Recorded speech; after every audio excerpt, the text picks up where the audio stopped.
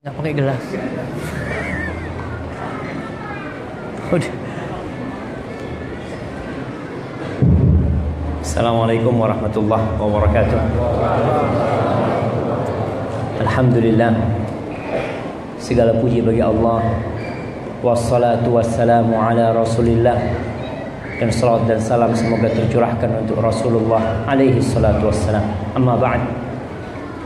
Kita akan lanjutkan kajian kita sebentar berkaitan dengan apa faedah yang akan didapatkan oleh orang yang berpegang teguh dengan sunnah.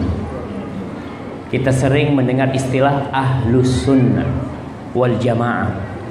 Apakah ahlus sunnah itu artinya orang yang mengamalkan amalan-amalan yang dianjurkan? Tidak.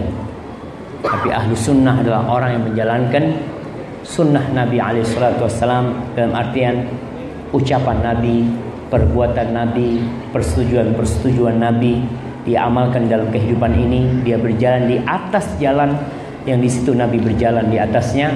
Itu yang disebut ahlus sunnah wal jamaah, adalah mereka yang berkelompok menjalankan agama ini sesuai dengan keinginan Rasulullah SAW. Faedah yang pertama, ketika orang berpegang teguh dengan sunnah, ketika orang ngaji sunnah dan mengamalkannya. Karena kita ada masalah orang-orang yang mengaku ahlus sunnah wal jamaah tapi ternyata akhlaknya jauh dari sunnah Nabi SAW. Kalau kita bicara ahlus sunnah, maka ahlus sunnah itu orangnya santun. Kenapa? Karena Nabi mengajarkan kesantunan. Ahlus sunnah itu orang yang suka menyampaikan salam, menebarkan salam. Karena apa? Karena itu sunnahnya Nabi SAW. Ahlus sunnah itu orang yang mengunjungi orang yang sakit. Kalau ada saudara yang sakit, itu disebut ahlus sunnah. Karena dia menjalankan apa yang dijalankan oleh Nabi SAW dalam kehidupan ini, mengikuti jalan Nabi, kecuali dalam hal-hal yang memang khusus untuk Nabi SAW. Seperti tadi kita bicarakan, Nabi SAW menikah lebih dari 4. Ustaz, berarti orang yang istrinya masih satu bukan ahlus sunnah. Masya Allah. Keren gak jemaah? Oh, kalau gitu kita untuk menjadi ahlus sunnah istrinya harus harus 4. Enggak. Kenapa? Karena memang dalam syariatnya menikah lebih dari satu itu adalah perintah dengan syarat. Perintah bersyarat. Kalau syaratnya tidak dipenuhi nggak boleh. Apa syaratnya? Adil. Kalau nggak bisa adil, jangan mengatakan kamu belum ahlus sunnah. Bukan. Memang sunnahnya itu menikah kalau mampu dan kalau adil. Kalau enggak, termasuk ahlus sunnah adalah yang tidak menikah lebih dari satu. Kenapa? Karena dia takut tidak bisa berbuat adil. Baik Ustaz, yang istrinya satu aja nggak adil, artinya zalim sama istrinya. Ya berarti engkau belum melaksanakan sunnah yang sebenarnya. Karena termasuk dari sunnah Nabi SAW adalah memuliakan wanita, memuliakan istri, itu termasuk sunnah Nabi SAW. Juga wanita yang tidak taat kepada suaminya, gimana engkau mengaku ahlus sunnah? Engkau laksanakan sunnah itu. Tapi jamaah, bukan berarti ahlus sunnah ini tidak berbuat dosa. Ahlus sunnah itu orang-orang biasa. Mereka tidak maksum. Tapi apabila mereka melakukan dosa, mereka kembali kepada Allah Jalla Jalla. Baik. Faedah berpegang teguh dengan sunnah. Yang pertama, terselamatkan dari perselisihan yang dibenci. Jadi orang yang berpegang teguh dengan sunnah, insya Allah dia akan jauh dari perselisihan yang dibenci. Ingat, perselisihan itu ada yang bisa diterima. Yang tidak boleh kita menjadikan perselisihan itu sebagai bahan perpecahan kita. Wala barok kita dibangun di atas itu. Orang melihat sholat subuh, berangkat masjidnya kunut apa enggak? Kunut, ana tidak akan sholat di sini. Gimana? Enggak. Ada khilaf-khilaf yang sair, yang memang ada ruang untuk beda pendapat. Ada khilaf yang tidak ada ruang untuk beda pendapat. Kita di situ boleh bersitegang untuk mempertahankan pendapat kita. Tapi kalau memang ada ruang untuk beda pendapat, ya kita harus berlapang dada. Tapi berpegang teguh dengan sunnah, kita akan selamat tuh dari perselisihan dan perpecahan. Allah berfirman di surat Al-Anfal ayat 46. Kata Allah, wa atiullaha wa rasulahu wa la tanaza'u fatafshalu wa tadhhaba rihukum wasbiru innallaha ma'as sabirin. Kata Allah, wa atiullah, taatilah Allah dan taatilah Rasulnya. Ini dari tadi yang kita bicarakan, asyhadu an la ilaha illallah wa asyhadu anna Muhammad Rasulullah. Taati Allah dan taati Rasulnya. Wala tanaza'u, dan kalian jangan bertikai. Fatafshal, maka kalian akan gagal. Orang kalau bertikai, ya tentu umat Islam yang suka bertikai, dia akan gagal dalam kehidupan. Fatafshalu wa tadhhaba rihukum, kekuatan kalian akan pergi. Dan ini yang dilakukan oleh musuh-musuh Islam. Mereka bagaimana membuat umat Islam bertikai? Ustaz, kalau memang mereka tidak boleh bertikai, lalu bagaimana caranya supaya tidak bertikai? Sunnah. Ikutin sunnah Nabi SAW. Dan Nabi sudah berpesan dalam hadis Irbad bin Sariyah, ketika beliau mengatakan, beliau pernah memberikan nasihat yang begitu menggetarkan hati para sahabat, sampai air mata para sahabat terlinang dan hati mereka bergetar. Lalu ada yang mengatakan, ya Rasulullah, ka'annahu mau'izatu muwaddi'in fa'usin. Ya Allah, seakan-akan itu wasiat orang yang mau meninggal dunia. Tolong kau kasih wasiat buat kami. Apa kata Nabi SAW? Usikum bitaqwallah. Nih, berkaitan dengan hablum minallah, usikum bitaqwallah. Lalu berkaitan dengan hubungan sama manusia, wassam'i wat ta'ah.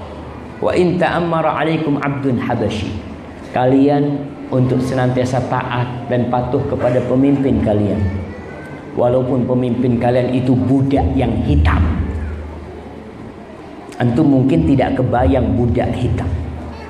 Orang Arab ini sebelum datangnya Islam, mereka itu tidak mau dipimpin oleh kabilah lain yang lebih rendah dari kabilah mereka. Makanya bapaknya Abu Bakar As-Siddiq, ketika dengar Abu Bakar jadi khalifah pengganti Nabi SAW, apa katanya Abu Quhafa? Awaradu bizalika.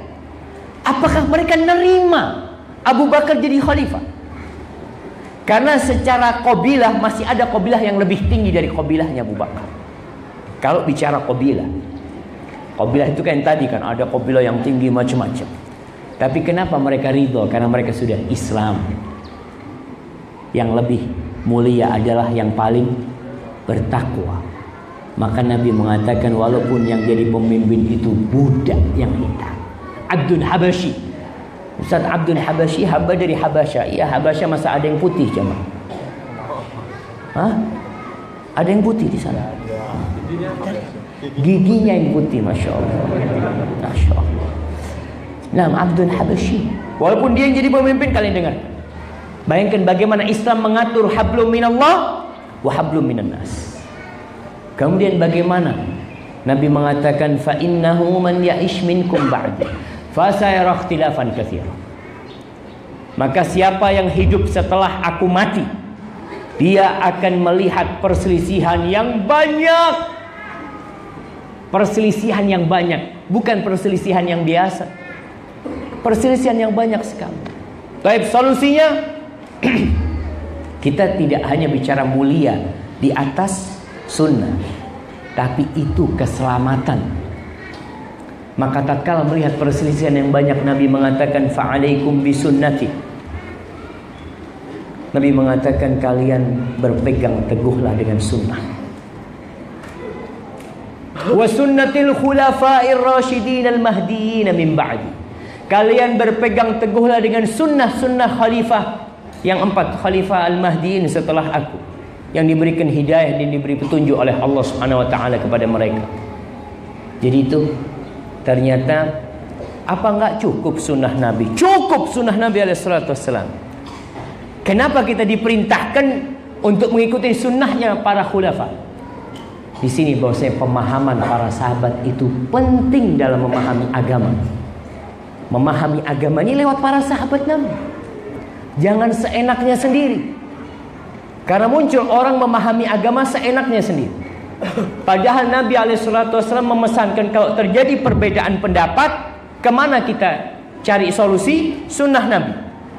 Lalu ternyata masih ada perbedaan pendapat. Lihat pendapatnya para sahabat gimana. Karena itu pesan Nabi SAW, tamassaku biha. Kalian berpegang teguhlah dengannya, berpegang teguh. Wa'addu 'alaiha bin nawajid. Gigit dengan gigi geraham. Subhanallah jemaah.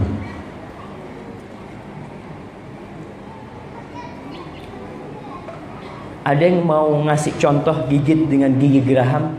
Anak kasih hadiah. Masih ada hadiahnya? Mana kirim hadiahnya? Masya Allah. Baik. Oh, ada jemaah. Fadhal. Nah, berdiri antum sini. Baik. Antum gigit dengan gigi geraham antum. Baik, syuf. Ini bukan tali. Kalau anak tarik dia putus. Tapi kalau tali yang putus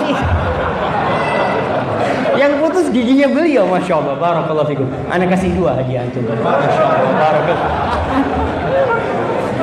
Anak izin minum dia.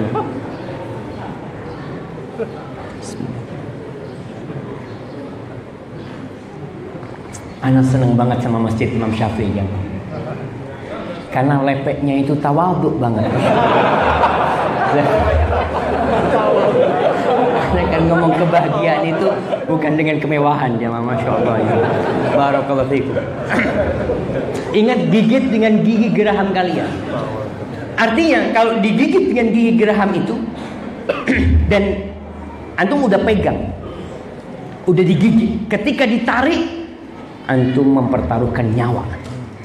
Tetap anak akan berpegang teguh dengan sunnah. Wa iyyakum wa muhdatsatil umur, fa inna kulla muhdatsatin bid'ah.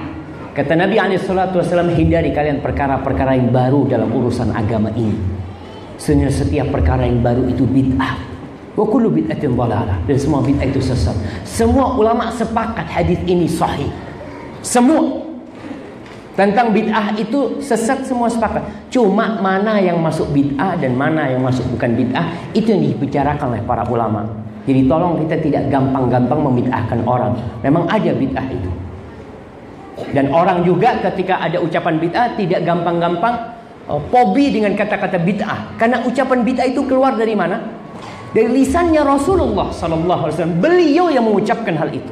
Bahwa bid'ah itu ada. Dan beliau yang mengatakan. Dan kitab-kitab para ulama penuh dengan ucapan-ucapan itu. Dan tidak ada masalah dari semua mazhab.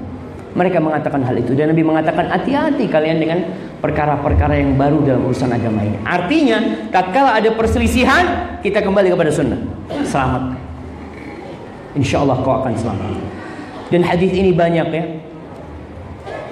Ada beberapa lafaz dari hadis ini, tapi intinya semuanya memerintahkan agar kita berpegang teguh dengan sunnah. Yang kedua, ketika orang berpegang teguh dengan sunnah, tadi yang pertama selamat dari pertikaian, selamat dari perpecahan.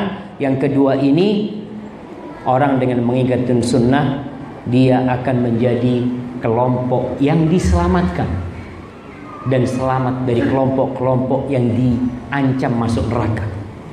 Rasulullah SAW mengatakan dalam hadis riwayat Tirmidzi dan riwayat Ibnu Majah dan yang lainnya tentang perpecahan umat ini.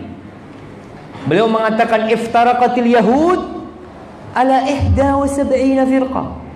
Orang Yahudi berpecah belah menjadi 71 golongan. Waftaraqatin nasara ala 72 firqah. Orang-orang Nasara berpecah belah menjadi 72 golongan. Wasataftariqu ummati, dan kata Nabi SAW, umatku akan berpecah belah menjadi 73 firqah, 73 golongan.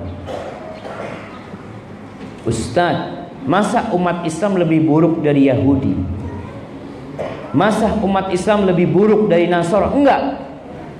Umat Islam memang berpecah belahnya lebih banyak.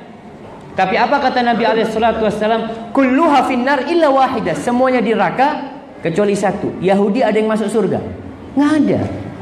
Mereka berpecah belah menjadi 71, semuanya masuk neraka. Berpecah belah menjadi 72, semuanya masuk neraka. Sedangkan umat Islam berpecah belah menjadi 73, ada yang masuk surga. Siapa yang masuk surga itu? Ma ana alaihi wa ashabi wa fi riwayatin humul jamaah.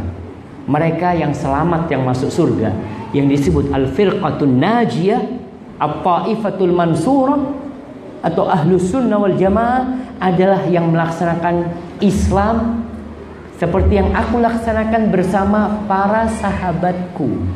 Ini yang disebut sunnah. Jadi yang melaksanakan Islam seperti yang Nabi laksanakan. Islamnya Nabi, Islamnya Abu Bakar, Islamnya Umar, Islamnya Utsman, Islamnya Ali bin Abi Thalib, Islamnya para sahabat, itu yang selamat. Tapi kalau sudah Islamnya bikin-bikin sendiri, Islam Pekalongan, umpamanya kita Ustaz Afwan, Ustaz, kita Islamnya beda sama Islam Jawa Timur, Ustaz. Masyaallah. Lah, kalau kau ingin selamat tadi itu, ma'ana alaihi wa ashab, seperti yang diamalkan oleh Nabi bersama para sahabatnya sallallahu alaihi wasallam, baru kau akan selamat. Dan ingat hadis 73 golongan ini termasuk hadis wa'id, nas-nas ancaman, yang artinya 72 golongan itu bukan keluar dari Islam, jemaah. Enggak. Kalau yang keluar dari Islam, apa masuk umatnya Nabi Muhammad? Tidak. Berarti 72 golongan yang diancam masuk neraka, yang disebutkan ya oleh para ulama, yang udah muncul di zamannya para sahabat. Ada Khawarij di antara mereka, ada Rawafid, ada Syiah yang muncul di zaman mereka, ada Murji'ah, ada Mu'tazilah yang kemudian selanjutnya, dan Rafid Syiah sendiri berpecah belah menjadi kelompok-kelompok yang banyak. Ingat, selama mereka umatnya Nabi Muhammad, berarti mereka Islam. Kalau sudah menyimpangnya sampai keluar dari Islam, berarti sudah bukan umatnya Nabi Muhammad SAW. Jadi yang 72 golongan ini bisa jadi diampuni dosanya, masuk surga. Bisa jadi. Seperti ayat-ayat wa'id, orang yang membunuh diancam masuk neraka apa enggak? Mungkin enggak pembunuh itu diampuni sama Allah? Mungkin. Orang yang berzina diancam masuk neraka, diancam. Ada vonis buat orang berzina akan masuk neraka. Tapi bisa jadi Allah memberikan gerasi. Masya Allah. Dia memberikan gerasi mungkin. Apa gerasi itu? Ampunan. Ampunan. Nah, Allah berikan ampunan, dia masuk neraka. Jadi perlu diingat jamaah, kita ini yang sudah mengamalkan sunnah, tolong jangan gampang-gampang memvonis orang masuk neraka. Jangan. Lihat orang masih mengamalkan amalan yang tidak sunnah, ini yang diancam masuk neraka, kayaknya masuk neraka. Allah, jangan. Antum perhatikan diri antum, antum udah ngamalin enggak? Antum sampaikan kebenaran itu dengan cara yang bijak, dengan cara yang santun. Nah, kau sampaikan. Tapi jangan, nggak usah vonis-vonis lah. Ancaman ini sebutkan, nggak ada masalah. Tapi kalau sudah personal, ini yang kadang-kala sebagian orang di luar nggak paham. Bahwasanya nas-nas umum dari Nabi, yang melakukan ini telah kafir, yang melakukan ini telah diancam masuk neraka. Ketika hukum personal itu beda. Bisa jadi pelakunya ini nggak tahu, nggak paham, dia melakukan itu. Dan kita tahu ada bab uzur dengan kebodohan, itu urusan Allah Subhanahu wa taala nantinya. Maka ada orang-orang, dia belum pernah dengar Ustaz kalau ini nggak boleh. Dan terus terang, dakwah sunnah, artinya mengenalkan orang kepada sunnah Nabi SAW, itu banyak di pegunungan-pegunungan yang belum dengar. Dan itu tugas antum semua.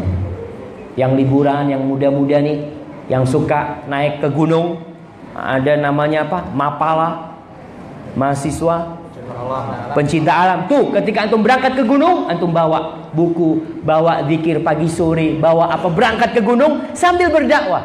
Ustaz, ana nggak punya ilmu. Baik, antum bisa bagi-bagi. Bu, tolong. Ana ingat Syekh Al-Qara'awi rahimahullahu ta'ala, cerita tentang beliau. Beliau itu dari semangatnya berdakwah, beliau itu datang ke tempatnya orang ngasih minum onta dan kambing. Jadi orang Badui itu ngantri kalau ngasih minum onta dan kambing mereka. Itu Syekh Qara'awi duduk, setiap orang dengan kambingnya yang ngantri itu diajarin baca Al-Fatihah. Hanya diajarin baca Al-Fatihah. Mereka nggak ngerti jamaah dengan Al-Fatihah. Dan ana pernah ke satu tempat jamaah kita baksos, ya Allah. Ketika itu kita baksos wanita-wanita tua ya. Ngambil baksos itu, tiketnya, kuponnya itu la ilaha illallah. Jadi ketika orang datang mau ngambil beras, coba baca la ilaha illallah. Sebagian tidak bisa baca la ilaha illallah. Karena memang dakwah kita nggak nyampe di sana. Ya kita harus bagi-bagi tugas. Artinya anak-anak muda yang punya ilmu yang tadi dia suka ke gunung kemana, berangkat kau. Sampaikan itu. Datang ke musolanya, datang ke masjidnya, datang ke imamnya. Wallahi sebagian mereka benar-benar tidak faham tentang agama ini. Maka ingat, vonis bahwasanya 72 golongan diancam masuk neraka. Ini termasuk hadis ancaman. Artinya ancaman itu bisa Allah maafkan. Kemudian mereka masuk surga. Karena mungkin dia punya amalan yang cukup untuk menebus dosa-dosa dia. Allah mengatakan, fa amma man thaqulat mawazinuhu fahuwa fi 'ishatir radiyah. Itu ditimbang amalan antum. Tapi ingat, semua timbangan itu kuncinya yang pertama, tauhid harus benar. Kalau tauhid benar, amalan yang lainnya insya Allah ditimbang. Tapi kalau tauhidnya nggak benar, Allah akan jadikan debu yang berterbangan. Baik. Yang ketiga, manfaat orang yang berpegang teguh dengan sunnah, ada petunjuk. Di situ petunjuk. Kita tiap hari ihdinas siratal mustaqim, ihdinas siratal mustaqim. Di mana siratal mustaqim? Kita minta petunjuk. Siratal mustaqim adalah kitabullah wa sunnatu rasuli, agama Islam ini. Dan Nabi SAW dalam hadis Abu Hurairah mengatakan, qad taraktu fikum syai'aini lam tadillu ba'dahuma. Aku telah meninggalkan buat kalian dua hal yang kalian tidak akan tersesat setelah kalian berpegang teguh dengan keduanya. Kitabullah wa sunnati. Kitabullah dan sunnah Al-Quranul Karim dan sunnah Nabi SAW. وَلَنْ يَتَفَرَّقَا حَتَّى يَرِدَ عَلَيَّ الْحَوْض. Dan keduanya tidak akan berpisah sampai nanti di haudnya Nabi SAW.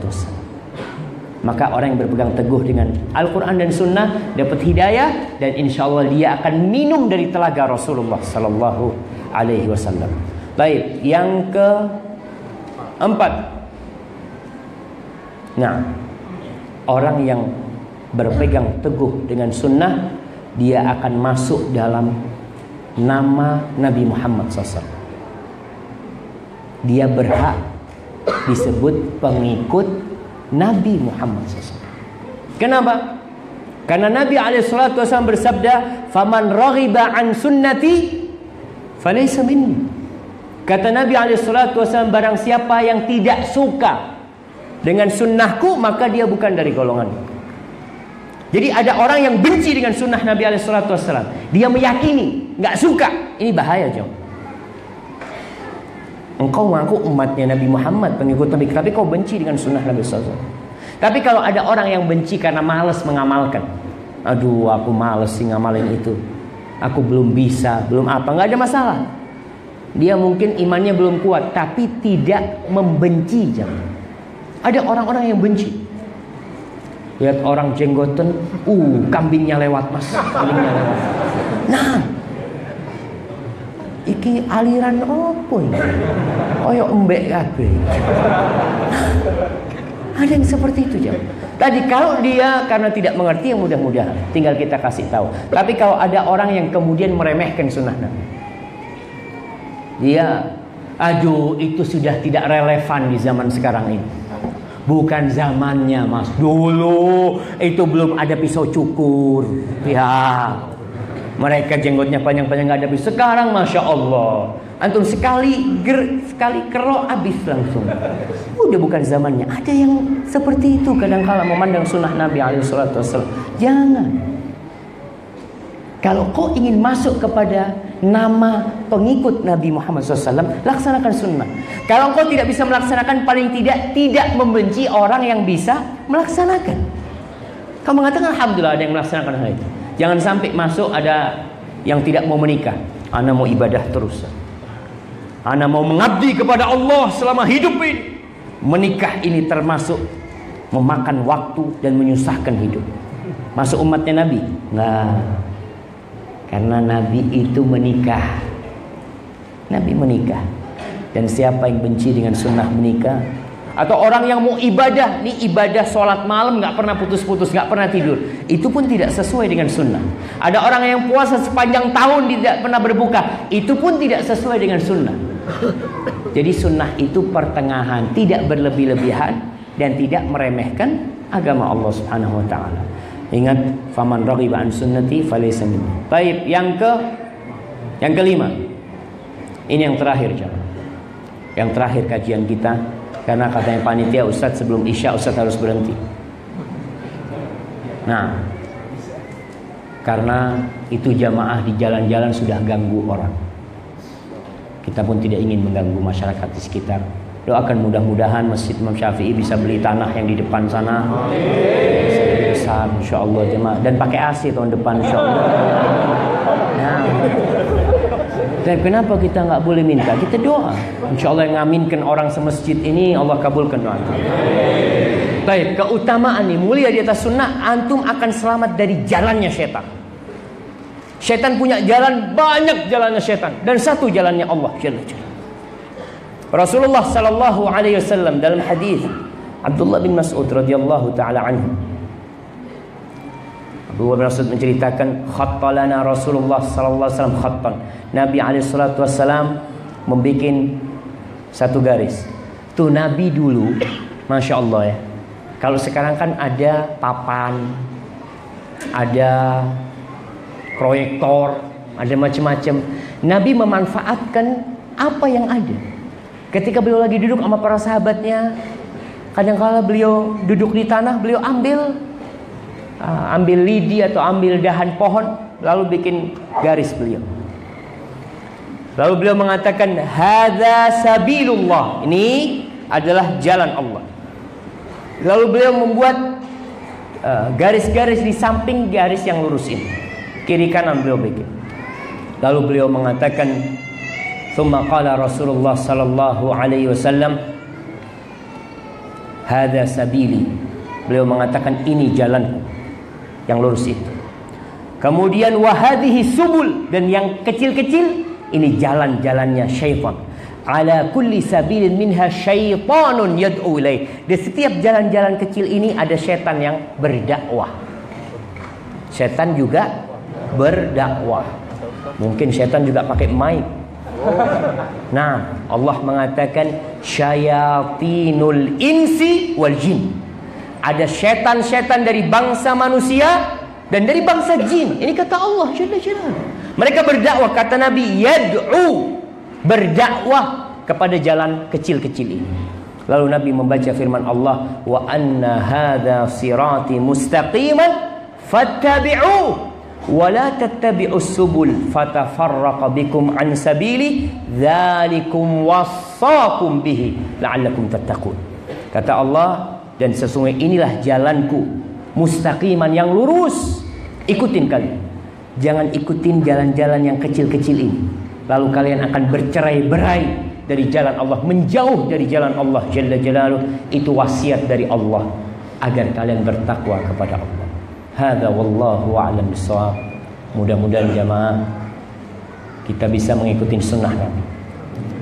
Yang udah ngerti sunnah diamalkan, diamalkan dalam kehidupannya. Yang sudah mengamalkan didakwahkan, disampaikan kepada keluarganya. Ingat, bil hikmati wal mau'izatil hasanah wajadilhum billati hiya ahsan. Dengan mau'izah, dengan nasihat yang baik, dengan hikmah tadi, dengan nasihat yang baik. Dan jidal itu untuk khusus menghadapi orang-orang yang memang berilmu, dan antum harus berilmu.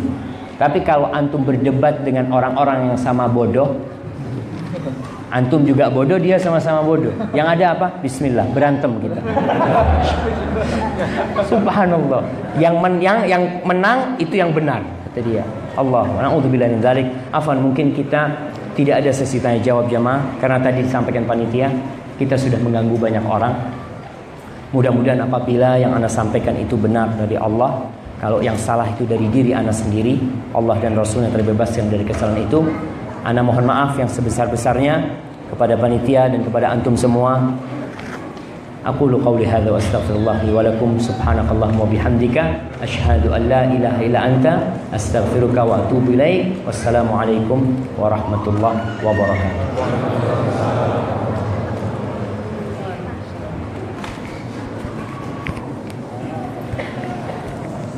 Bismillahirrahmanirrahim. Mohon kiranya diberi waktu